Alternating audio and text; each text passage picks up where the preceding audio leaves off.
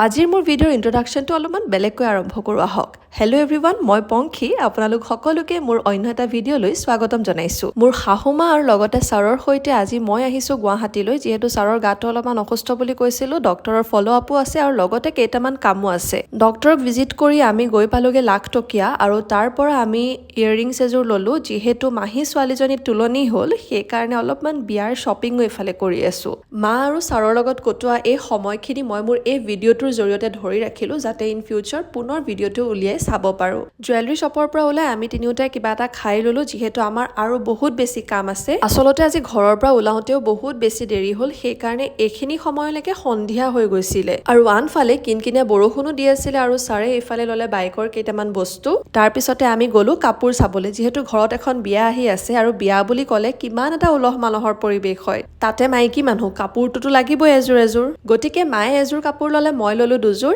তাৰপিছতে আমি ৰাওনা হ'লোঁ খানাপাৰালৈ বুলি। আপোনালোক যিহেতু মোৰ লগত ইমান দিনৰ পৰা জড়িত হৈ আছে, আপোনালোকে জানে মোৰ সৰু সৰু মমেণ্টবোৰ মোৰ খুব বেছিয়ে ভাল লাগে। সেইকাৰণে মই সৰু সৰু মমেণ্টবোৰ কেপচাৰ কৰি ৰাখিব বিচাৰোঁ। সেইকাৰণে আজিৰ ভিডিঅ'টো প্ৰস্তুত কৰিলোঁ। আমি এতিয়া গাড়ীত উঠিছোঁ, আৰু গাড়ীত উঠিয়ে মই মোৰ মুখখন ৱাশ্ব কৰি লৈছোঁ, যিহেতু মোৰ সৰু সৰুকৈ পিম্পলছ দুটা ওলাইছে। আজিৰ ভিডিঅ'ত ইমানেই।